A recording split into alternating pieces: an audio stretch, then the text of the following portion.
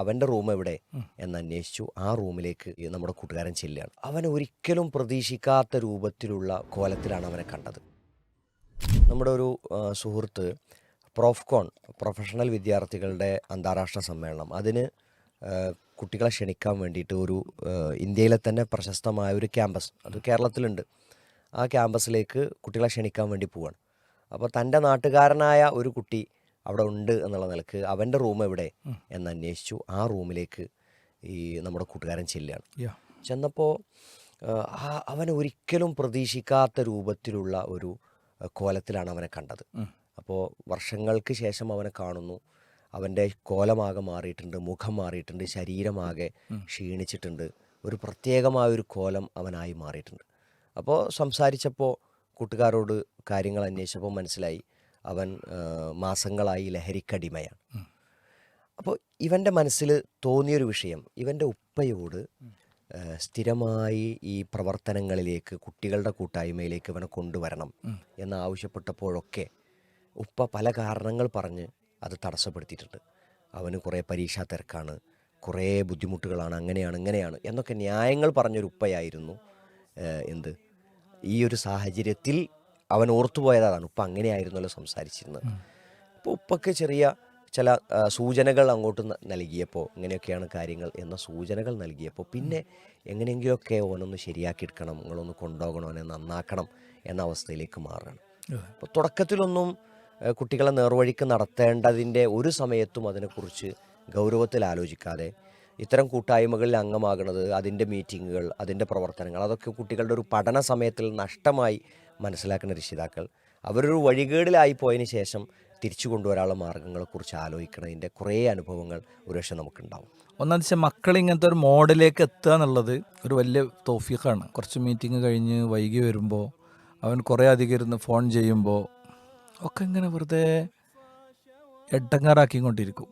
വെറുതെ വർത്താനം പറഞ്ഞ് ചടപ്പിക്കും. ഇപ്പം എനിക്കറിയാം, നമ്മുടെ ഒരു സുഹൃത്ത്, അദ്ദേഹം, ഞാനന്ന് നമ്മുടെ വിദ്യാർത്ഥി ഘടകത്തിൻ്റെ സംസ്ഥാന ഭാരവാഹിത്വത്തിലുള്ള ജനറൽ സെക്രട്ടറി ആകുന്ന സമയമാണ്. അപ്പോൾ പൊതുവേ എന്താ വെച്ച് കഴിഞ്ഞാൽ കുട്ടികൾ നമ്മളോട് അവരുടെ എല്ലാ പ്രശ്നങ്ങളും വിഷമങ്ങളൊക്കെ വളരെ കണ്ടിന്യൂസ് ആയിട്ട് കമ്മ്യൂണിക്കേറ്റ് ചെയ്തുകൊണ്ടിരിക്കും, സംസാരിച്ചുകൊണ്ടിരിക്കും.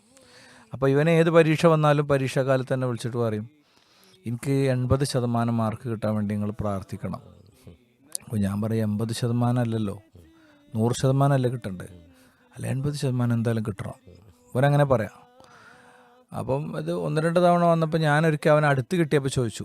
അന്നെന്ന് പറഞ്ഞാൽ നമുക്ക് ഈ വാട്സാപ്പ് സംവിധാനങ്ങളൊന്നുമില്ല, ഫുൾ ഫോണിങ്ങും മെസ്സേജും മാത്രമേ ഉള്ളൂ. അപ്പോൾ അതാ 80% മാർക്ക് കിട്ടിയിട്ടില്ലെങ്കിൽ ഉമ്മ പിന്നെ നമ്മളെ ഇങ്ങനത്തെ ഈ കാര്യങ്ങൾക്കൊന്നും വിടൂല.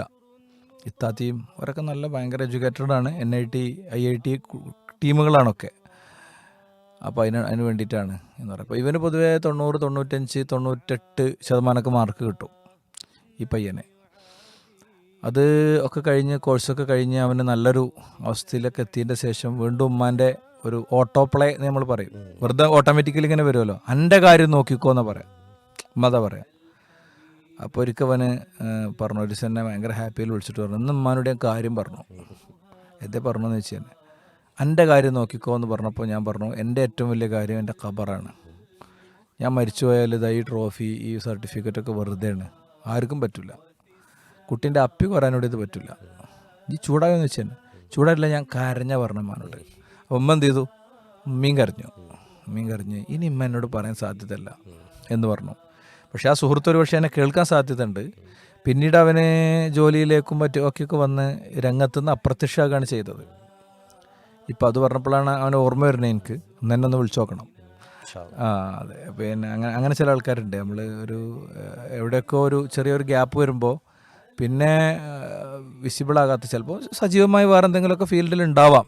അപ്പോൾ ഞാൻ പറയാൻ ശ്രമിച്ചത് ഇതാണ്, ഈ കുട്ടികളെ നമ്മൾ നന്നായി താല്പര്യപ്പെടുത്തി മോട്ടിവേറ്റ് ചെയ്ത് ഇങ്ങനത്തെ കാര്യങ്ങളുടെ ഒക്കെ ഭാഗമാക്കണം. ചിലപ്പോൾ നമ്മളെ നാട്ടിൽ എന്തോ ഒരു ക്ലാസ് നടക്കുന്നുണ്ടാകും, അന്ന് മോൻ എന്തോ ഒരു പരീക്ഷ ഉണ്ടാകും. അത് ആ ക്ലാസ്സും നേരത്തെ പ്രഖ്യാപിക്കണതല്ല, മീൻസ് പെട്ടെന്ന് പ്രഖ്യാപിക്കണമല്ല, പരീക്ഷയും അങ്ങനെ പ്രഖ്യാപിക്കണമല്ല. അതിന് പ്ലാനിങ് ഉണ്ടാക്കി അന്ന് വൈകുന്നേരം നമുക്ക് എന്തായാലും പോകണം, പഠനവും കാര്യങ്ങളൊക്കെ നേരത്തെ തീർത്തോ എന്ന് തന്നെയാണ് എന്ത് ചെയ്യേണ്ടത്, പറയേണ്ടത്. ആ ക്ലാസ് ടെസ്റ്റിൽ 4 മാർക്ക് കുറഞ്ഞാലൊരു കുഴപ്പമില്ല എന്നാണ് എൻ്റെ പേഴ്സണൽ ആയിട്ടുള്ള അഭിപ്രായം, വ്യക്തിപരമായ അഭിപ്രായം. എൻ്റെ മക്കളുടെ കാര്യത്തിൽ ഞാൻ അങ്ങനത്തെ സ്റ്റാൻഡ് എടുക്കൽ, മനസ്സിലായില്ലേ? അപ്പം നമ്മളാരും ഒരു ഭയങ്കര പഠിച്ച് തകർത്തതുകൊണ്ടൊന്നും ജീവിതത്തിലൊരു ദൗത്യത്തേക്ക് എത്തിയതൊന്നുമല്ല. നമ്മൾ അത്യാവശ്യം നല്ല രീതിയിൽ പിന്നെന്താണ് എത്തിയിട്ടുണ്ട് അൽഹംദുലില്ലാ. ജോലിയാണെങ്കിലും ബാക്കി കാര്യങ്ങളാണെങ്കിലും ഒക്കെ അത് ജീവിതത്തിലോടുണ്ടായ ഇങ്ങനത്തെ ഒരു വീക്ഷണം കൊണ്ടാണെന്നാണ് നമ്മൾ വിചാരിക്കുന്നത്. ജീവിക്കാനുള്ള നല്ലൊരു പൈസ നമുക്ക് എല്ലാ മാസവും കിട്ടുന്നുണ്ട്, അത്യാവശ്യം സോഷ്യൽ സ്റ്റാറ്റസ് ഉണ്ട്, ഒക്കെ ഉണ്ട്. അത് പിന്നെ ഈ വഴിയിൽ ചിന്തിച്ചതുകൊണ്ട് തന്നെ പഠിച്ചവൻ തന്നതാണെന്ന് ആത്മാർത്ഥമായിട്ട് നമ്മൾ വിശ്വസിക്കുന്നുണ്ട്. നിന്റെ കാര്യം നോക്കിക്കോ എന്ന് പറഞ്ഞ ആ ഉമ്മാക്ക് എൻ്റെ കാര്യം ഖബറാണ് എന്ന് പറഞ്ഞത് അതൊരു വലിയ ബോധ്യമാണ്. അതെ, എന്നെന്നും നിലനിൽക്കുന്നത് വൽ ആഖിറത്തു ഖൈറും വ അബ്ഖ എന്ന് വിശുദ്ധ ഖുർആൻ പറഞ്ഞ എന്നെന്നും നിലനിൽക്കുന്ന ഏറ്റവും ഉത്തമമായത് അത് പരലോകമാണ് അതെ എന്ന ഒരു ഓർമ്മ അത് കുട്ടികൾക്കും രക്ഷിതാക്കൾക്കും ഒക്കെ ഒരുപോലെ ഉണ്ടായാൽ അതിലൂടെ ലഭിക്കുന്നത് ശരിക്കും പരലോകം മാത്രമല്ലല്ലോ. ആ ഉമ്മാക്ക് കിട്ടിയത് ആ കുട്ടിയെയാണ്. ആ ഉമ്മാക്ക് ഉപ്പാക്ക് നഷ്ടപ്പെടാത്തത് ആ കുട്ടിയെയാണ്. അല്ലെങ്കിൽ ഈ കുട്ടിയും എന്ത് ചെയ്യും? ഭൗതികതയിൽ ദുനിയാവിൻ്റെ എന്തെങ്കിലും ലഹരിയിലോ മറ്റു അഡിക്ഷനുകളിലോ ഒക്കെ പെട്ട് നഷ്ടപ്പെട്ടു പോകുന്ന ഒരു സാഹചര്യം കൂടി. അപ്പോൾ കുട്ടികളെ നന്നായി പ്രോത്സാഹിപ്പിക്കുക, കുട്ടികളെ നന്നായി ചേർത്ത് പിടിക്കുക, ചെറിയ പ്രായം മുതൽ തന്നെ ഇത്തരം സംവിധാനങ്ങളുടെ ഭാഗമാക്കുക.